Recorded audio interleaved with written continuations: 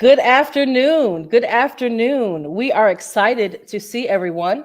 Welcome to the TCR Dialogues, which stands for the Christian Recorder Dialogues of the African Methodist Episcopal Church.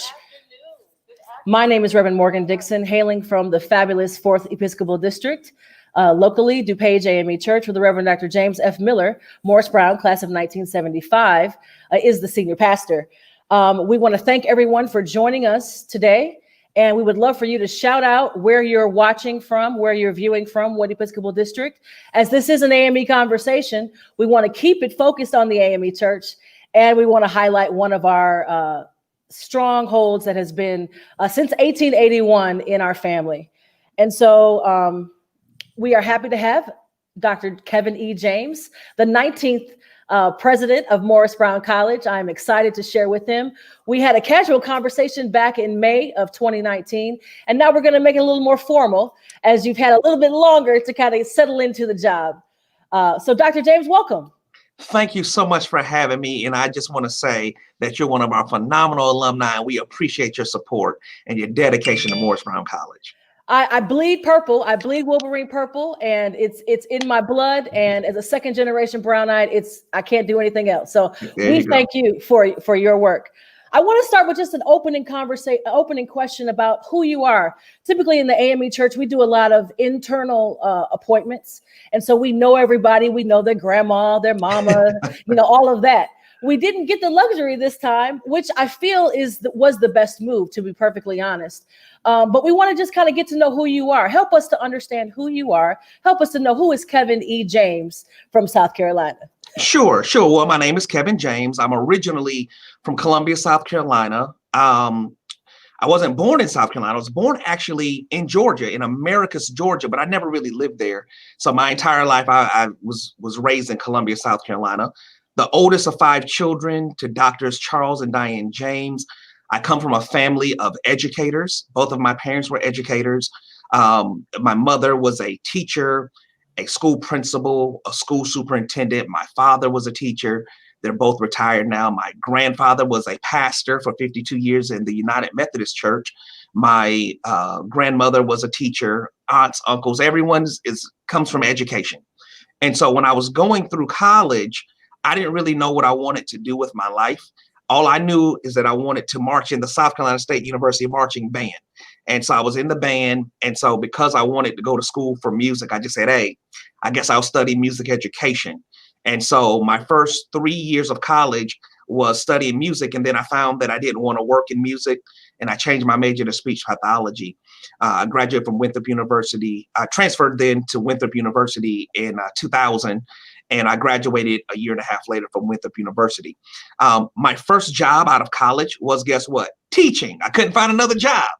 And so it was there that God threw me into something that I did not want to do, which was education. The only thing that's different between me and my family is they're all K-12 educators, and I went the higher education route, working with adults. And it was there that I fell in love with working with adult students. And the rest is history. For fun, I love riding my motorcycle. I love traveling. I love family. I love playing chess. I love poker. I'm just a regular guy.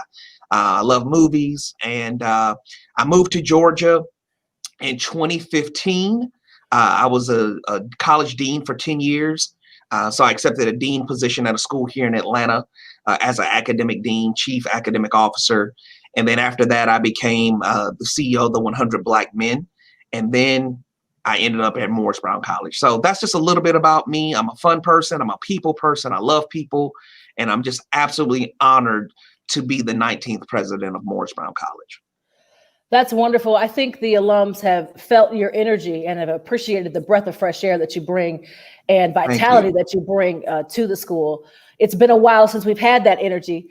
And we just want to find out what you talked a little bit about your journey in that, but what motivates you to take on this mountain of a task? Wow. I mean, certainly the school has been open with a limited and sketchy situation for the last nearly 20 years. Yes. And here you come to face this mountain head on. In fact, you volunteered for the facing of this mountain. Absolutely. Why? Well, I'm going to say it, and I've said this several times, and I absolutely believe it in my heart, soul, and mind. God sent me to Morris Brown College. Okay. I was sitting at my house, and I was watching the news, and I saw where my predecessor had resigned. And it literally took me all of 3 to 5 seconds to say, wow, I want to be the next president of Morris Brown College. Now, my goal for the last 22 years has been to lead a historically Black college or university. And even, my doctorate degree is in higher ed leadership. So I've been working towards getting here for a very long time. And I immediately picked up the phone and I called the 6th district of the AME Church headquarters.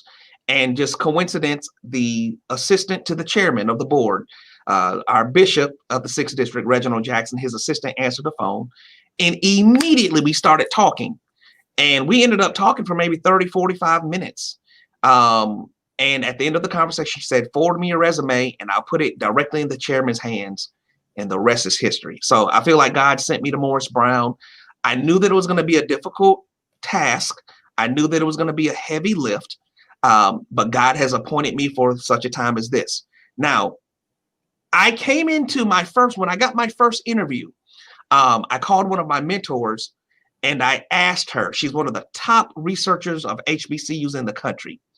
And I asked her, I said, listen, I have an interview to be the president of Morris Brown College. What do you think about that? And she said to me, Kevin, that's never been done before, right? And I said, what's never been done? And she said, no HBCU has ever come back 20 years after losing its accreditation. And so she said, but are you serious? She said, are you serious about this? And I said, yes, I'm absolutely serious. And she said, if you're serious, I believe that you can do it. And I said, I'm serious. And I went into my first interview full steam ahead with a plan for what I felt I could do and bring to be able to resurrect and restore Morris Brown College. And so I knew I was walking into the eye of the tornado, and I did just that. And we've been able to do some phenomenal things to bring this institution out of the grave. And we're now walking and breathing again. And now we're about to take it to the next level. That's wonderful. That's really wonderful. I appreciate the fact that you recognize that it certainly is more of just accepting a position, but it has to be a calling to certainly do this very brave work. Help us understand how you've been received in the larger HBCU community. Right now, certainly HBCUs are the hot topic, and I'm sure we have always, as Brownites, we have understood, well, I won't say we've understood. We have often felt, especially in the AUC, and even in the larger HBCU community, a certain level of disrespect for what has happened over the last 20 years. And I imagine that you experienced some of that as the leader of this institution. And I wonder how you might combat that, or how you deal with that when you come up against that, or if you've even experienced that on this level. Perfectly, you haven't. But if I know people like I know people, there's probably been some of that you've experienced. Well, I'll say this. Coming into the position, I made several phone calls to senior leaders at historically Black colleges and universities before I had the job, as I was about to prepare to interview. And no one really wanted to talk that much about it. But I understand. And the reason why I say I understand is because, again, like I said, this has never been done before. So we had no litmus test. There's no case study on how to do something like this. And so a lot of folks before I even got the position, didn't really want to hear about it, or really didn't believe it was possible. I have been received well. I've been received fine. I've had conversations with all the AUC presidents. As a matter of fact, right here on my desk is a gift they sent me. This clock. All the presidents sent me this welcoming gift. To receive me. I've met with all of them. I've had conversations with all of them. I've met with the AUC executive director, and we've even started conversations regarding what it looks like for Morris Brown to rejoin the AUC once we get our accreditation. So, I've known several of them for years, even before I accepted the position. For example, Dr. French, who's the president of Clark Atlanta, I've known him for the last 5 years through my leadership with the 100 Black Men of Atlanta and of America. So at the end of the day, I think that when you talk about disrespect, we have to earn our respect back, and we have to take it. I'm not asking for a seat at the table. I'm walking up to the table and grabbing a seat and sitting down, right? And I've actually, my style of leadership, I have not, I haven't asked for permission. I've just gone and done it. And so I believe that in the higher ed community, Morris Brown has caught fire. A lot of people are now watching what we're doing. A lot of people are now seeing the momentum of what we've been able to do. And so now people are starting to actually pick up the phone and call me even more. I'll share this with you. I've had two Black colleges that are closed right now. Members of their they're trying to revive their board. And I've received two phone calls from two current HBCUs that are closed to ask questions of me of how did you do this? How did you do that? Tell me about this accrediting agency. Tell me about what your thoughts were about this. And now, as a result of what Morris Brown has been able to do, there are two other closed HBCUs right now at this very moment that have new interim presidents and new revived boards that are going to try to follow in our footsteps of being revived after all of this time. And so, I just feel so honored to be able to lend my leadership in this way. And again, we're going to continue conversations with my colleague presidents, continue to build relationships and work with them as best as we can. That's wonderful. That's really great. And speaking of what you see on the future, what would you say on the heels of a very successful homecoming? For those of you who did not, today, this is 2020 and everything's different this year, but Yes. We have made the best of it. And with the help of some of our strategic partners, we want to shout out New Birth and Pastor Jamal Harrison Bryant, who is AME still. Yeah, still. Still, right. He's got too much AME blood running through his veins to be anything but that. But with the help of our partners in the Atlanta area, Atlanta wants us to win. And it's clear that they want us to win. And they've been supportive over the many years. And you certainly are standing on the shoulders of those who have held the college together for all of those years. Yes. What is your vision for Morris Brown College? Where do you see it in 5 years? And then how will we get there? Yeah. So my vision for Morris Brown, as I said in my very first interview, is number one, to restore the institution to our full glory. Without accreditation, you're not going to be able to survive. And by the way, it is only by God's grace that Morris Brown has been able to survive 18, 19 years without accreditation. You've never seen this before because it doesn't exist. People ask me on a daily basis, how is Morris Brown still open? Threefold answer: God, the AME Church, and the wonderful alumni. And that's how we've been able to survive. Now, it's been by a thread. In full transparency and honesty, it's been by a thread. We filed $30 million bankruptcy. We lost 36 acres of land. We lost a lot of students. We've lost a lot. But God is in the restoration business. So my goal for the institution, number one, is for us to become accredited again. Number two, we have to fix our governing structure and our financial stability. And so without those three pieces right there, Morris Brown would not be able to move forward. And so that is my initial focus and priority, those three things: accreditation, fiscal stability, and governance. Now that we're kind of stabilizing those three, and I'm going on record, and I've said this at homecoming last week in my State of the College address, that my mind is no longer, can we become accredited? We're going to become accredited. It's now shifting to what's next and how are we going to scale? And so the institution absolutely is going to become accredited. We want to expand our academic programs. We want to expand our location and our facilities. We lost a lot. We lost 36 acres of land. So now my mind is, we're going to become accredited. Now, where are my students going to have their classes? Where are the students going to eat? Where are the students going to sleep? And so now the mindset is shifting to those questions. And so that is the next part of phase two. We're going to restore our social life here at the campus. We're going to restore academic programs. We're going to restore academic integrity regarding the honor societies and the fraternities and the sororities and the social life. We're going to bring back, people ask me on a daily basis, what about the football team? What about the basketball team? What about the band? And so I told them we're going to start small. We're not going to deal with the football team today, but we're going to bring back the band. That's going to actually be a strategic chess move in the restoration of the institution.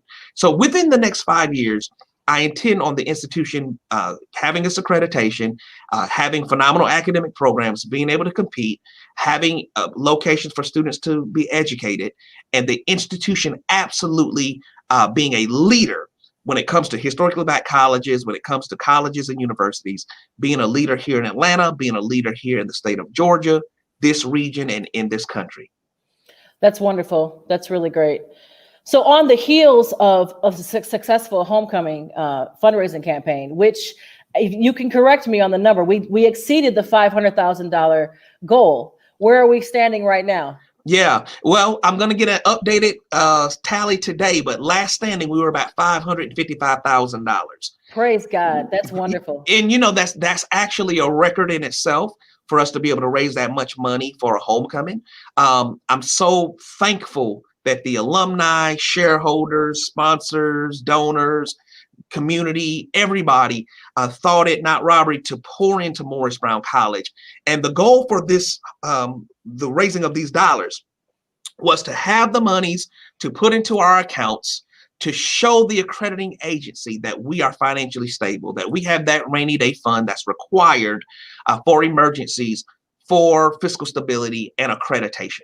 And so we're just so grateful that we were able to meet our goal. Thank you to all of the donors, everybody who poured into the institution. And we want to do it bigger and better next year. It seems like other schools are looking to that model, that telethon type model for their homecoming, as I've seen it pop around a little bit now. Listen, more so we're blazing trails. We are blazing trails. I've already seen a few people trying to kind of mimic what we did, but hey, to each his own. Do your thing, do what's best for your institution. But I'm happy that Morris Brown was able to lead in this way. That's wonderful. So a year on the job. Man, I'm going in 2 years, almost 2 years now. Right, you're in it now.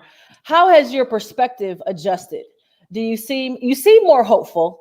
But if you're really honest, does it seem, and you speak of hope and things moving forward, not as when and if we get the accreditation, but rather when and how we will look on the other side of that. Yes. I was excited to hear about Griffin Hightower getting a whole new situation going on there. I'll let you talk more in detail about that. So many fond memories of Griffin Hightower in those biology and physical science classes that I could not stand. I was a music major myself. And so the science building, really? I didn't know that. Yeah, wow. I was music ed.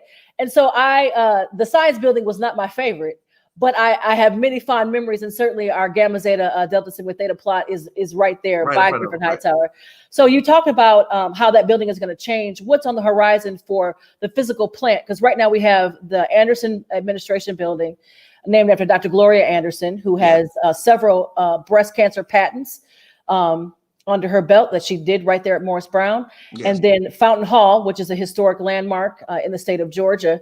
And then we have Griffin Hightower. Those are our three main buildings on the campus. Yes. So what's going on with those for the future? So I guess the first thing I want to say is we just renamed this building, like you just mentioned, after Dr. Gloria Anderson, who has been here for 53 years of glorious service. She's our phenomenal Vice President of Academic Affairs. We love her so much. We are so appreciative to her. And so I felt that it was an honor long past due, that we wanted to honor her and rename this building after we completed the restoration of the building and name it in her honor.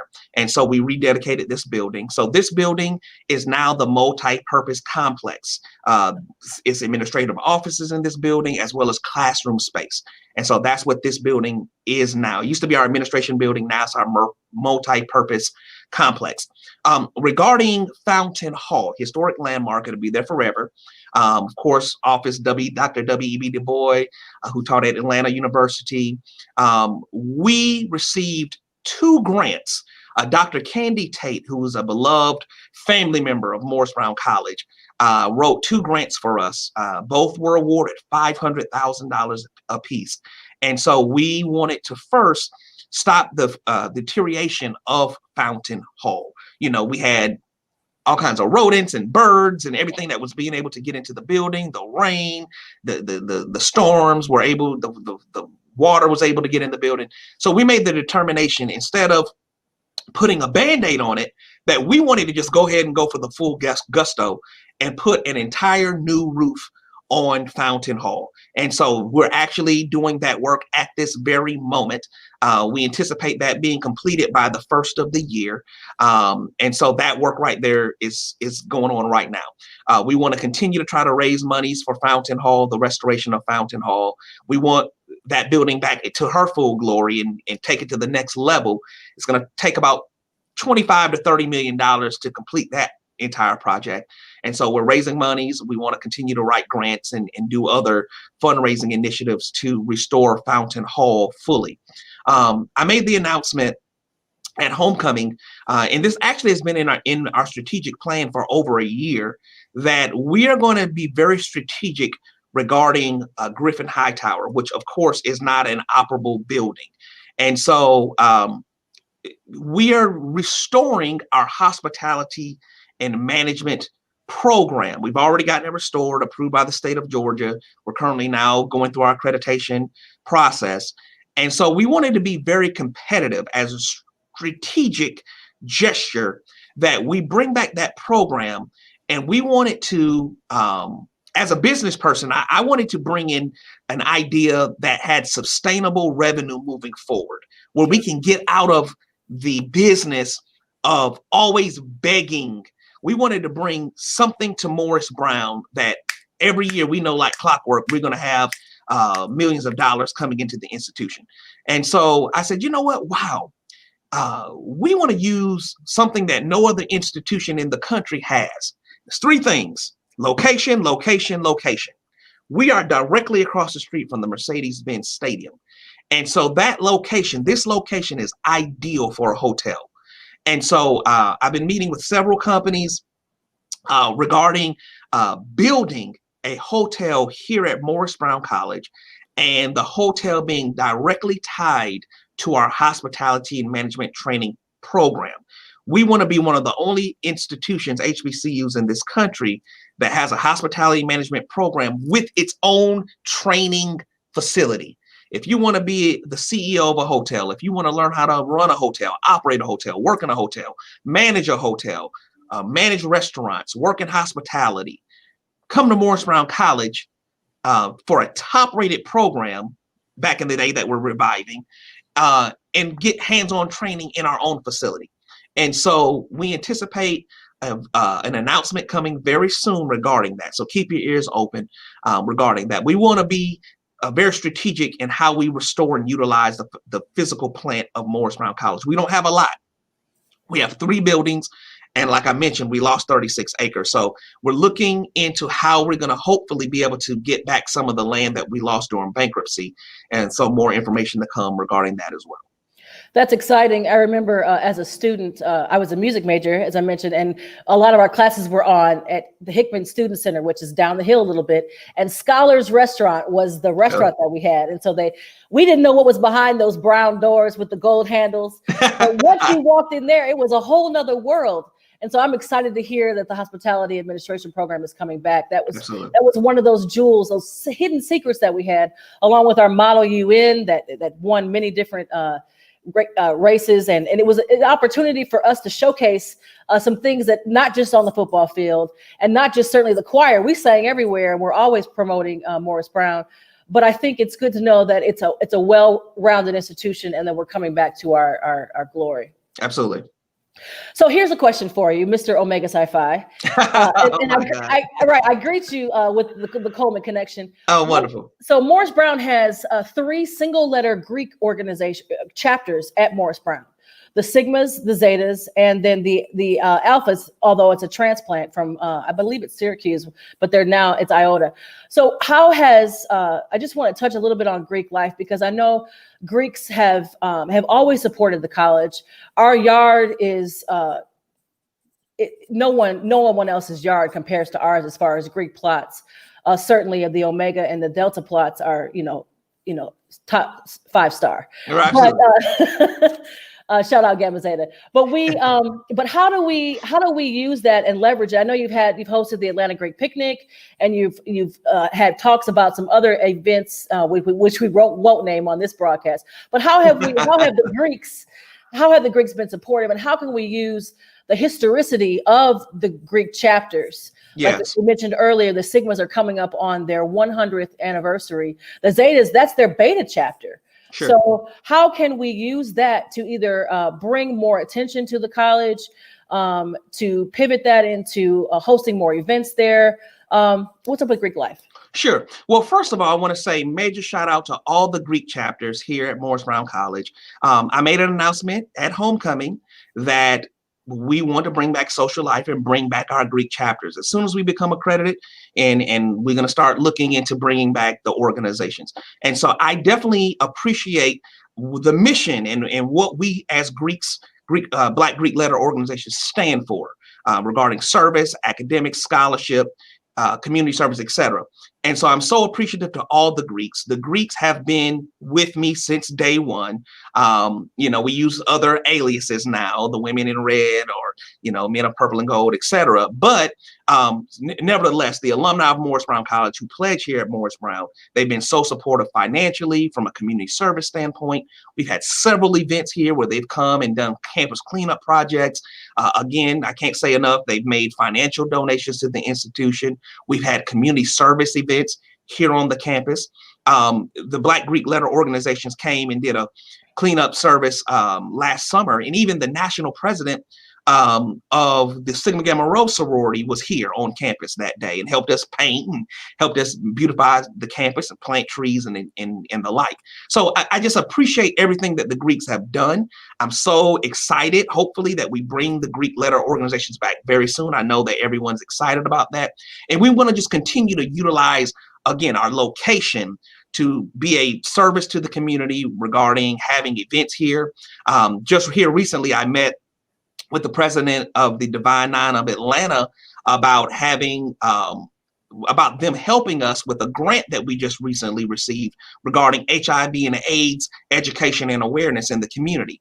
And so already I'm working with the Greeks here in Atlanta to help us with that, with administering this grant that we just received. So I just want to continue to work with the Greeks and anyone who's interested in pouring into Morris Brown College from a community standpoint. We have space here that is available to use.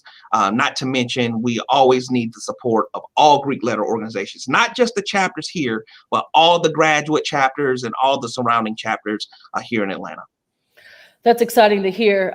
You mentioned about the HIV project, and I think that was wonderful. I was excited to hear about that, as that's one of our strong initiatives for Delta Sigma Theta. Tell us a little bit about esports. I was excited to hear about that, and I know that's something that not a lot of us are doing. So give us a little bit of background on that and what exactly it is and how Morris Brown's role will be pivotal in that. Sure. So let me tell you how God works. So I was doing the best that I could to try to get our gym back, right? Sure. And of course, I really wanted my gym. Oh my God, if I could get anything, it'd be that gym in the stadium. But I really wanted the gym back. And so we found out that the gym, that we could no longer get access to the gym because an esports company is now utilizing it. They're gutting out the gym and turning it into the world's largest Black-owned esports arena. Okay. So the gentleman who owns that company, he came over to Morris Brown because it's right here on the campus, and said, "Listen, while we're renovating this space, we need to, I need to borrow or rent out some office space, and so of course I need the revenue." And so I said, "Come on in," and they were renting out some office space here. Well, as I got to know him a little bit, I didn't really know that much about esports, and as I got to know him a little bit, and I found out that it's a billion-dollar industry. I said, "Look, man, it has to be a way that we can work together." And so I did some research and I found out that no HBCUs have an esports degree program. No HBCUs, especially, and here in Georgia, no institution, Black or white, has an esports degree program. And so my style is like, oh man, we want to be the first. Hey, let's be innovative, right? And so I worked with my department chair of business, Dr. Danette O'Neill, and I said, look, let's look into writing Georgia's first esports degree program. And so we looked into it, we did an assessment, and she did a phenomenal job, and we wrote an esports degree program. Now, that was just the tip of the iceberg. The hard part was getting it approved by the state of Georgia.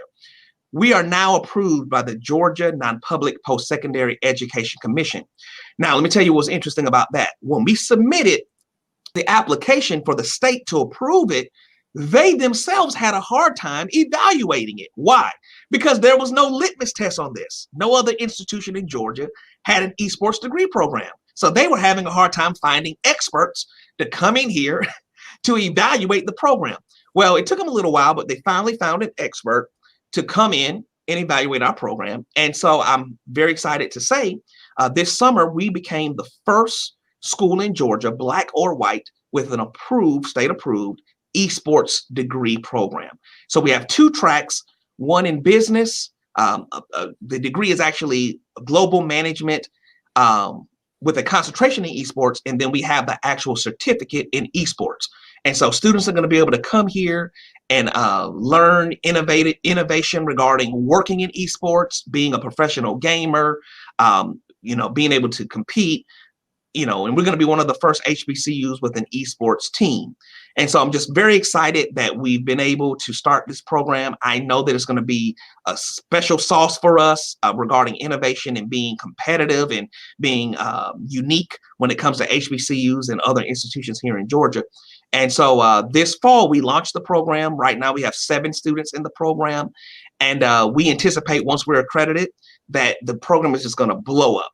Now, another innovative component regarding esports is we're going to utilize this program to partner with high school students and high school school districts. And so we wrote the program where students in their junior and senior year in high school can start our program in a dual enrollment program here at Morris Brown.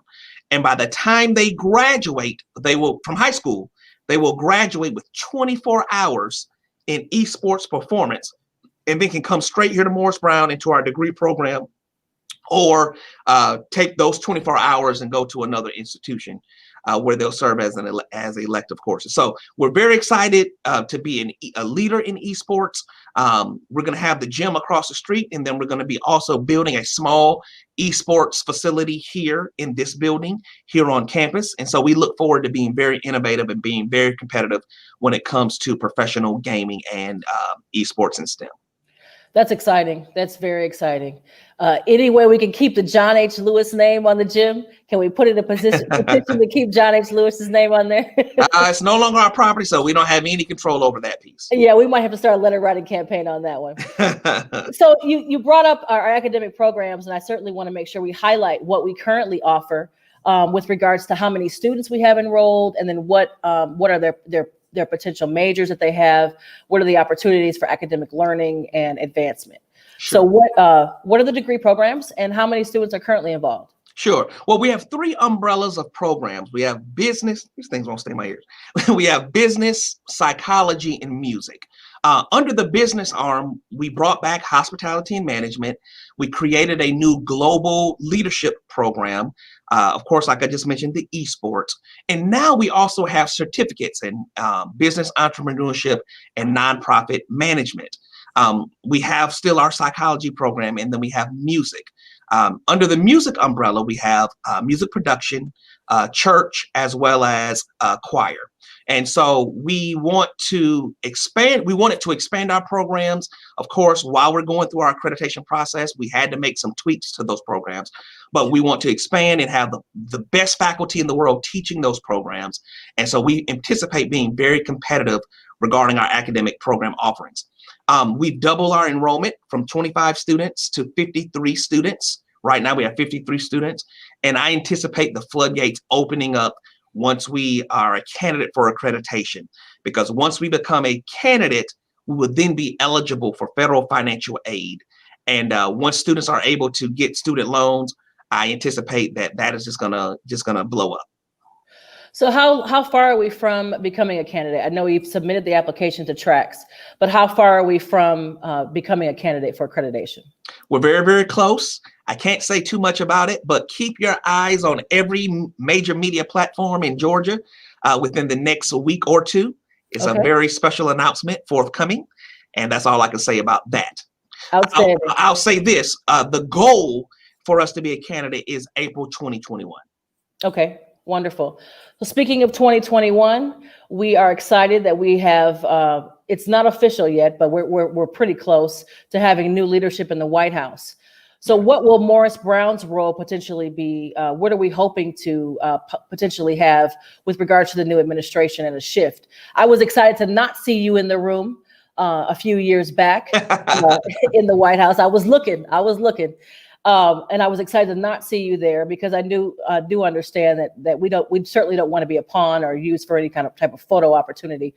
But how can the administration of the United States of America be supportive to us, certainly as a HBCU, but certainly even deeper as Morris Brown? And what can we do? How can we use our relationships in Georgia to affect either getting us federal funding or how can we take a part in that? Sure. Well, the first thing is we have to become accredited. You know, a lot of HBCUs received funding this year from the CARES Act. And I was hoping that I would be able to get some of that funding, but we were not able to get that funding. And it was interesting because this administration set aside $1.3 billion for HBCUs, which was very, much needed, right? And Morris Brown didn't get any of that funding because we're not accredited. So the first thing we want to do is be able to position ourselves when it comes to this new administration, that we're accredited so we can get federal funding. That's the first thing. The second thing I want to say is every candidate, and I don't know if this is because of what's going on in the country, but every candidate had some kind of historically Black college agenda, right? And Joe Biden and Kamala Harris put out a plan where they're saying that they're going to pour in $70 billion to HBCUs. Now, we have to hold them accountable for their campaign promise of pouring into Black colleges. And you better believe that Morris Brown is going to have a seat at that table to hold them accountable with what they promised us, because it was Black people that got them elected. And a lot of people from HBCUs, we voted for the Biden Harris ticket. And so we want to hold them accountable to do what they said that they're going to do when it comes to historically Black colleges and universities. Me personally, once they're in office, I'm sure that HBCU presidents, we're going to be meeting with their administration. I will be at that table to lend my 2 cents regarding what both public as well as private historically Black colleges need to be able to run efficiently here in this country. And I've met with a lot of local leaders as well. Some of the folks who are running for Congress and Senate, I've actually met with here, and they've all made these campaign promises about how they want to support Morris Brown College. So we want to make sure that our voices are heard, first of all, and then once we get folks in office, that we hold them accountable to what they promise that they're going to do for our HBCUs. That's wonderful. That's great. We certainly want to make sure that we stay tuned for that. Yes. So how can the AME Church be more supportive of Morris Brown College? I feel as if we've held down the school, and it's our school named after our second bishop, Bishop Morris Brown, hailing from South Carolina. But how can the AME Church be more supportive of our school, aside from sending students to the college? How can we support our own? Well, first of all, I want to start by saying I had heard so much about the dynamic between the AME Church and Morris Brown before I took the position. And so I wanted to come in with a fresh set of eyes. I'm not AME. I wanted to come in with a fresh set of eyes to see the good and the bad of what I had heard. Well, I want to go on record and say a lot of the bad that I heard was not true, is not true. And the AME Church the Morris Brown would not be open today if it were not for the AME Church. Now, one thing I can say personally from my experience, my first week on the job, the AME Church handed me a check for $50,000, pay some bills, right? And I was like, whoa, okay, thank you, right? And so, the church has been supportive financially. It never turned its back on Morris Brown, and I'm so appreciative of that. And the major thing of why Morris Brown is about to be the first Black college in history to be accredited is because the Council of Bishops, and I want to say this, I'm going to slow down for a second. The Council of Bishops came together after myself reaching out to them and my bishop, Reginald Jackson, reaching out to them and saying, look, we owe XYZ dollars over $4 million to the AME Church, we are not going to be able to save this institution unless you all work with us regarding this debt. And it's not a secret, it's public knowledge now that the AME Church forgave over $4 million of debt to Morris Brown College to help us to be in a position to get accredited to save this institution from closing. And so I am eternally in debt to the AME Church. And I'm so appreciative to my bishop, my chairman, Bishop Reginald Jackson, for his support, the entire 6th District for their support and what they're doing for this institution. Just last week at homecoming, the 6th District handed me a check for $120,000, right? Mm-hmm. Here's some monies to help towards accreditation, right? In addition to what they've already done over the last year and a half that I've been here. So I'm just so appreciative of the leaders of the AME Church for their support of not just Morris Brown, but all of the AME schools. I've had meetings and conversations with all of the AME Church, all the AME school presidents, and they all feel the same way, that we're just so appreciative of the support of the AME Church, and we just want the church to continue to pour in financially, as well as just being great stewards regarding leadership, the time, talent, and treasure to all of the AME affiliated schools. And, I'm just so appreciative, because if it were not for the AME Church schools, a lot of HBCUs would have never formed. And again, I love to brag that Morris Brown is the only school in Georgia that was founded by Black people out of the AME Church, for us, by us, and just continue to be great stewards to the AME schools. And I just appreciate all of the support of Morris Brown College. All right. Shout out Big Bethel, the basement of Big Bethel. The basement of Big Bethel is where we were founded. And I appreciate Dr. Foster, who's the pastor of Big Bethel, for all of his support. Wonderful. I want to pivot and go to one of our audience questions. The Christian Post, one of our partners in Christian media, is excited about the program that we have. And you've already told us how many students are enrolled in the fall, but how are you handling classes with COVID-19, and how has the pandemic affected the college this year? Yeah, so the pandemic definitely did affect us, as it has affected everyone. Sure. I just use one example. Our Founders Day this year, which is one of the largest funding days of the year, was impacted. We didn't raise nearly as much as we did last year. Now, we made up for it at homecoming, but that's just one example of how the pandemic did affect us negatively. Additionally, we sent all of our students home. At the beginning of the pandemic. I didn't want to wait a long time. I mean, I saw the severity of it. And so we made a decision to send our kids home. And so we went to 100% online learning. Now, Morris Brown has never done that. So what we had to do was we had to be able to position ourselves to be prepared to offer a quality online education to our students. So we hired a executive director of online learning, Dr. Christy Garrett, who came in and really helped us to prepare our faculty to be able to teach online, because it definitely is not the same as teaching in person. And so we're very grateful for that. Our students are safe. I believe we've had this year maybe 1 or 2 cases of COVID from our student body, but it wasn't here on campus, it was at home. And both of our students were able to rebound, and they're well today. But the pandemic definitely did affect us from a financial position, as well as to an operational position. For some time, everyone was working 100% remotely from home. But now that we're in phase 2 of opening back up here in Atlanta, we have brought our employees back, but we're still being safe. We have temperature checks. Half of our employees work on Mondays and Wednesdays. The other half work on Tuesdays and Thursdays, and then everyone works the other 3 days from home. So we're doing as best that we can here regarding COVID testing, folks getting their temperatures checked as they walk into the building, social distancing, wearing masks, etc. Thankfully, everyone is able to work in their office where they can close the door, where we're not in each other's spaces. And when we are, we're wearing our masks. So it definitely has affected the institution, but I'm just very happy and grateful to say that we're doing the best that we can with the pandemic. And thank God, knock on wood, no one has been sick in the sense of where anyone has died or anything like that. So we're just doing the very best that we can. That's great. I know it has been quite an adjustment for everybody, everyone. One question with regards to tracks and seeking tracks for as the accrediting agency.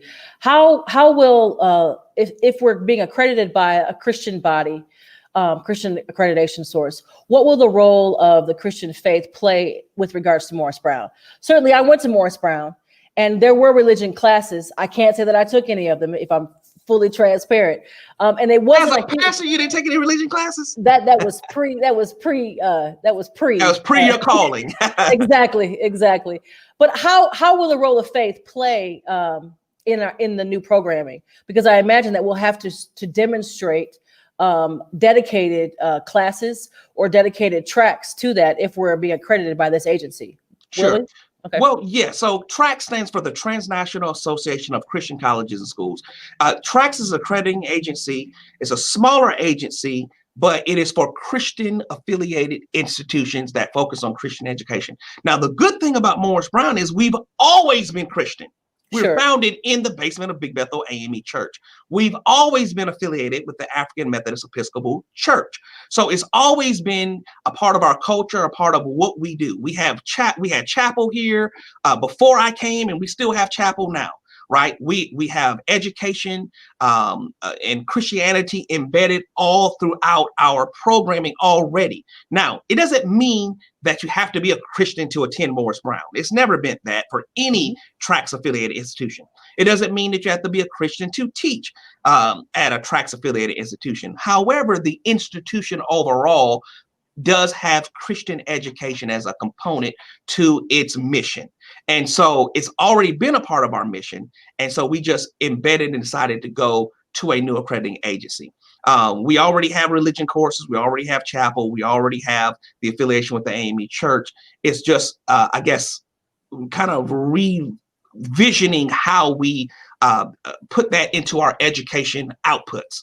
And so we've already done that. So as an example, as a part of our accreditation application, we had to update our faith statement.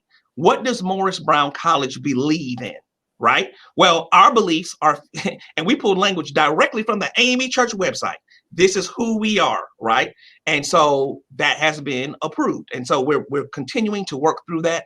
And of course, Christian education has always been who we are. And we're just going to continue upon that and just kind of maximize Christianity being a part of Morris Brown College. That's great. That's wonderful. I know that's comforting to hear, certainly as AMEs.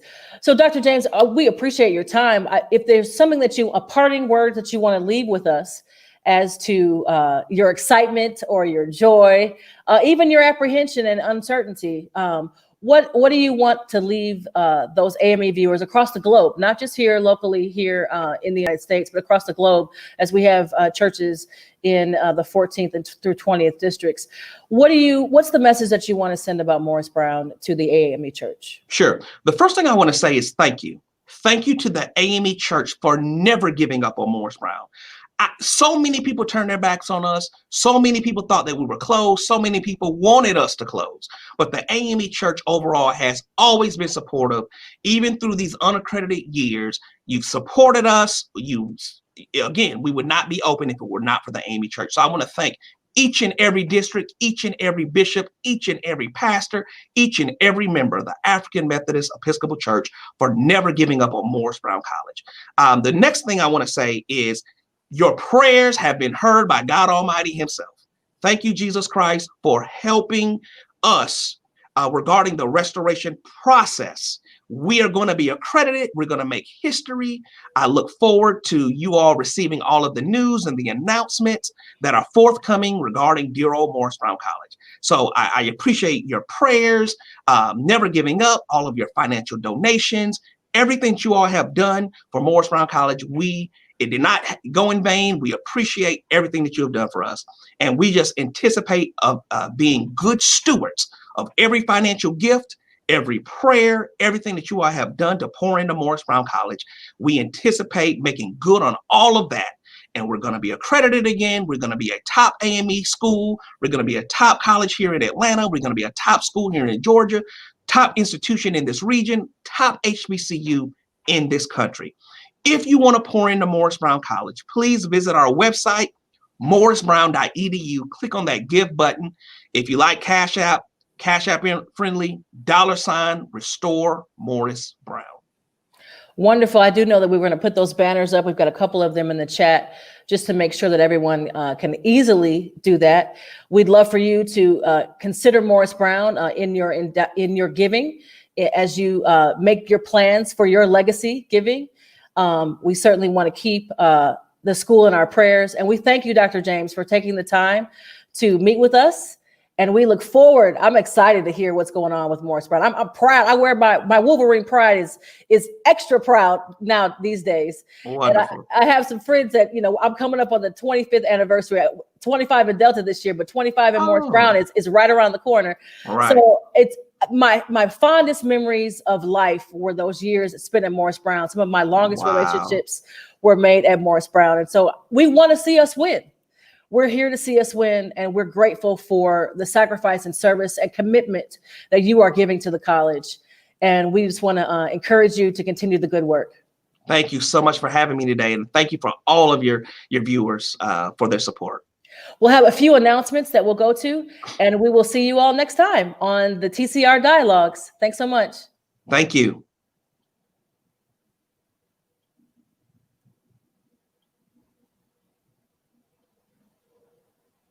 We want to remind everyone to support the Christian Recorder by buying a subscription, $36 a year. You can visit www.thechristianrecorder.com. Support the AME Church Publishing House for your church, school, and worship needs.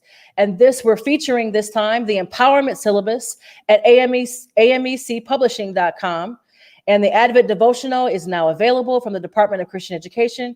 You can purchase it by visiting ameced.com. And I want to also just direct you to also imame.org. There's all kinds of resources. We did it with the AME V Alert, with the voting. And just remember that as AMEs, we have the power to move the needle and keep everyone focused, certainly on God, Christ, and community. Take care, everyone. God bless.